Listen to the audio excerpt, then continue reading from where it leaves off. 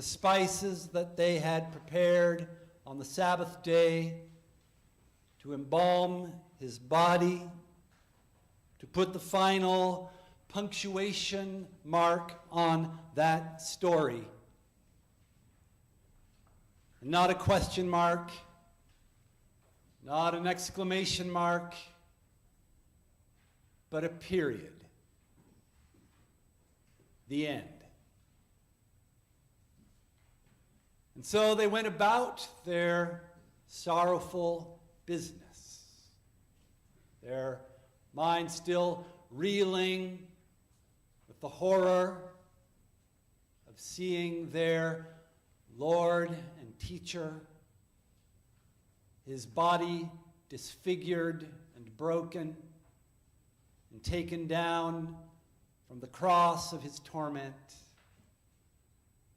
and laid in a tomb. And they went to pay their final respects, to say goodbye to him and to all the hopes that he had awakened in them. But when they got there, the stone had been rolled away from the face of the tomb.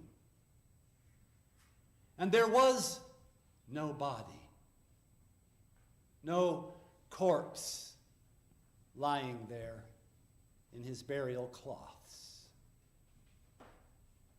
And two men dressed in dazzling white raiment appeared to them, saying, "Why do you look for the living among the dead?" A question mark. He is not here. He is risen. An exclamation mark. Jesus of Nazareth lives. His story has not ended. It is only beginning.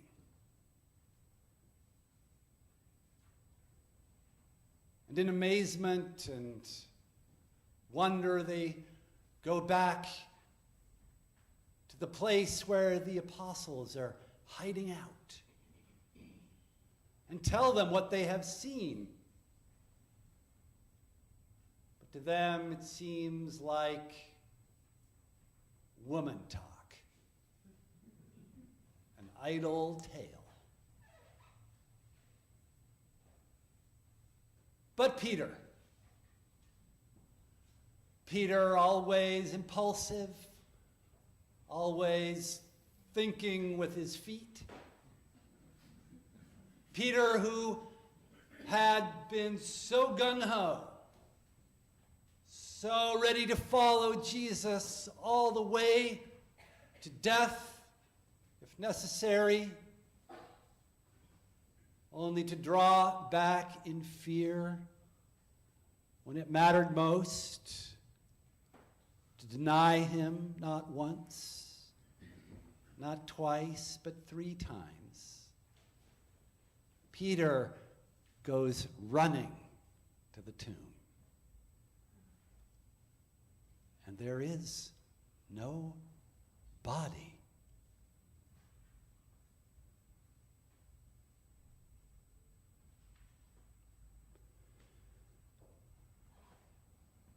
We live in times when people are afraid of the end of the story.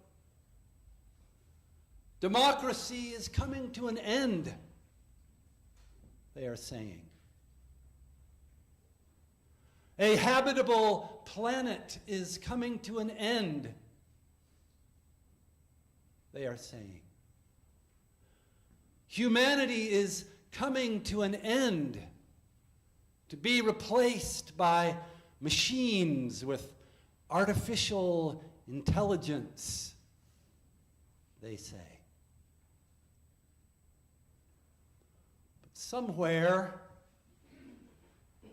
maybe even in a place like this, there are those who say, wait. There are still questions to be asked and answered. God has yet to put an exclamation mark on the yes that God has given us by giving us life, by creating this beautiful world. And no matter how poor and tired and worn out and toxic it becomes, there is always still the possibility of a new beginning. And that is not just woman talk. There are some men who listen to women, after all, and the tales that they tell.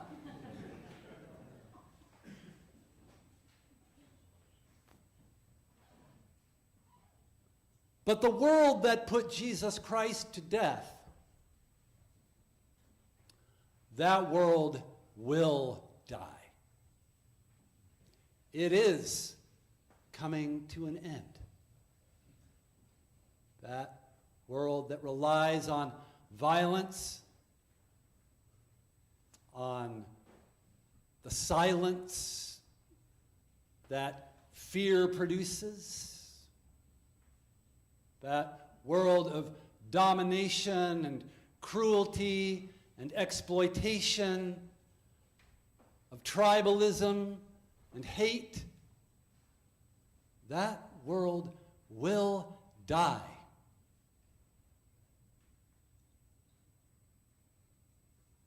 And the bodies that it has placed in the tomb will rise again, because Christ's resurrection has opened a space for God to act. A space in which we can dwell.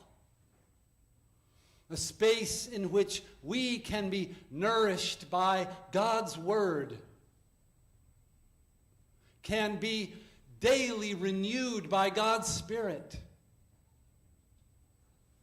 can be fed and transformed by eating Christ's risen and glorified body and drinking the blood of his life. And that great vision of the prophets,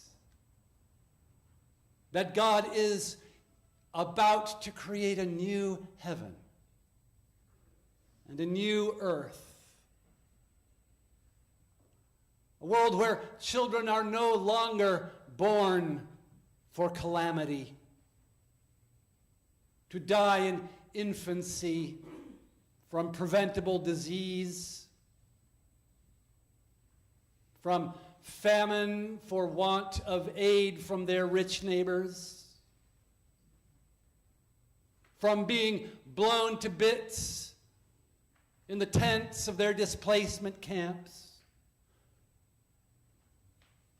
That world will die because Christ has put it to death on the cross.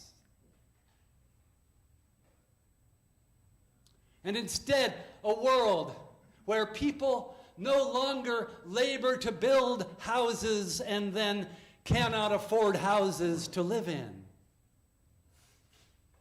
A world where people plant vineyards and have nothing to eat. That world is ending. God is creating a new heaven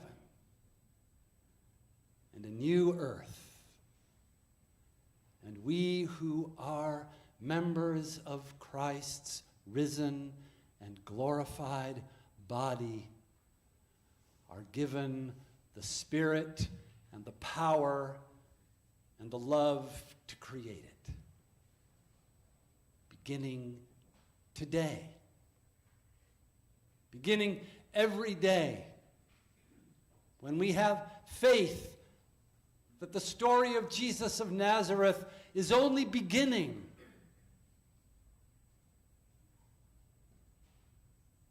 And that we will be glad and rejoice forever in what God is creating today.